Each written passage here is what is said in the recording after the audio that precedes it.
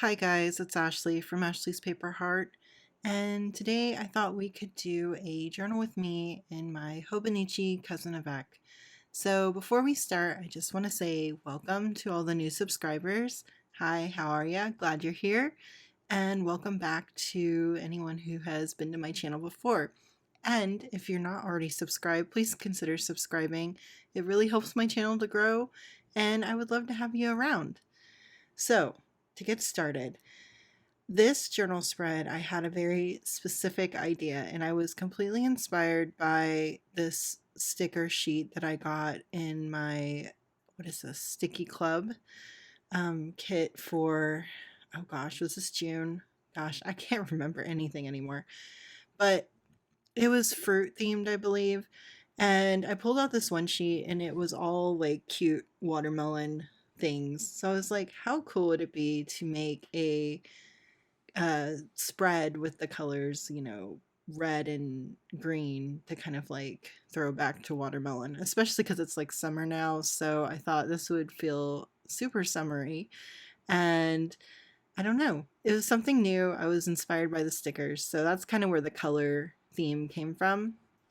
So despite how bright and cheery the colors I use in this spread are, um, I was not having the best day when I made this spread. Those days were kind of hard for me mentally. I was dealing with a lot of anxiety and just kind of feeling a little stressed out. I was pursuing a new gig and kind of like going back and forth and talking with the SVP of this company and trying to get kind of like business stuff sorted out, and anything to do with like business stuff just tends to just seep in and stress me out, especially because I work for myself, and it can be hard to play all the roles that you need to play when you are self-employed. So also, something that was contributing to my like bad mood those days was my kids. They were fighting like crazy. They have gotten to the point where they just kind of live to annoy each other. They take toys from each other, and I don't know, they just get on each other's nerves. And I think a lot of times they do it on purpose. And so I was combating that and trying to figure out how to redirect that kind of behavior. I was also kind of dealing with a little bit of burnout when it came to my creative ventures. Sometimes journaling can be stressful. I know it shouldn't be, it should be relaxing. But when you kind of like focus on putting out content, it can kind of like creep up and stress you out, because I've been trying to keep a schedule of 4 days a week of uploading to YouTube, and that schedule has been a little difficult to stick to. Although I am getting more comfortable with it, I've been trying to build a backlog, and until like that backlog kind of happens, it's always a little bit of a rush to get a video out on the days that I want to get videos out. So the 17th turned out to be a little better of a day. It didn't start out that way. I stayed up really late the night before, probably working on journaling stuff or just trying to like decompress from the day. And so I was really, really exhausted when I woke up, and I ended up going back to sleep after our nanny came, just because I needed to catch up on some sleep. I'm one of those people that cannot function well on less than like 7 hours. 7 hours is like my must. If I get anything less than that, I start getting really grumpy, I get brain fog, and I don't know if it has to do with age. I feel like it kind of happened after my kids were born, where I just had like there was no way that I was going to function well without at least 7 hours of sleep in one night. So after taking a nap and kind of sleeping part of my day away, um, my husband and I kind of did like an impromptu date. Sometimes we do that where we will just step out, and it's been really helpful. I don't know, it's been helpful to be able to work from home, both of us, so that we can like go out and grab lunch or something together midweek, which is really nice because we don't typically get that one on one time together without the kids. So we went out to a restaurant nearby, one of our favorites, And it has been, I think that was the first time that we had gone to a restaurant locally in our area since the pandemic. Now we have gone out, like we've driven up to Santa Barbara County to go out to eat a few times, just because like LA County was really, they were in lockdown for a lot longer than the surrounding counties. So we did that, and that was really nice. It was nice to get out. It just felt weird, I guess.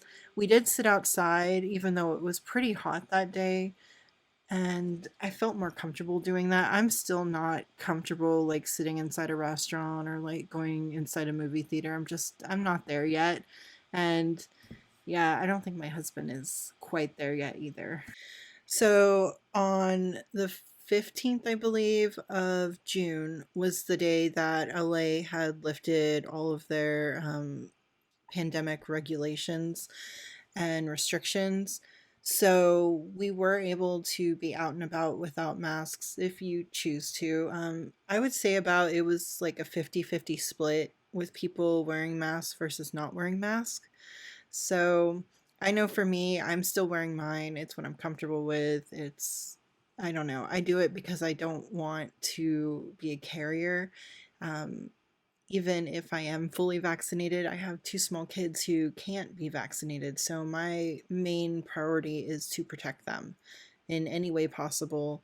And so I don't mind continuing to wear my mask. It's not really a big deal.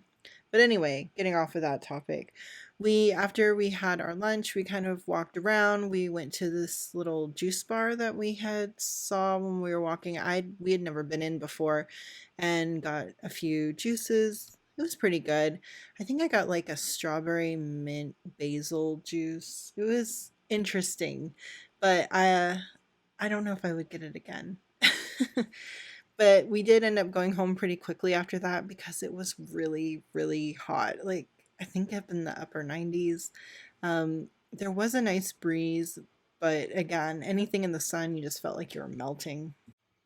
So that evening, we just kind of hung around the house and hung out with the kids. I know the kids that day were being pretty rowdy with their play. They've also been like kind of wrestling each other. I don't know what's going on.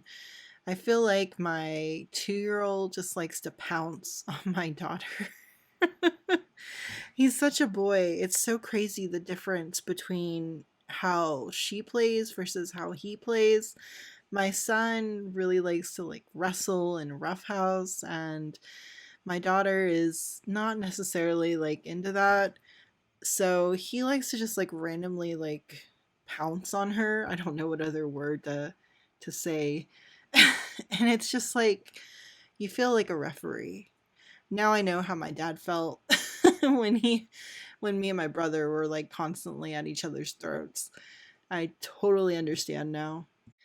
So, on the journaling spread, now that I have like completely not talked about it at all, and we're almost at the end of the video, I did stick with the like red, pink, and green theme, and I mixed vintage and cute stuff together, which is kind of like I would say my signature style.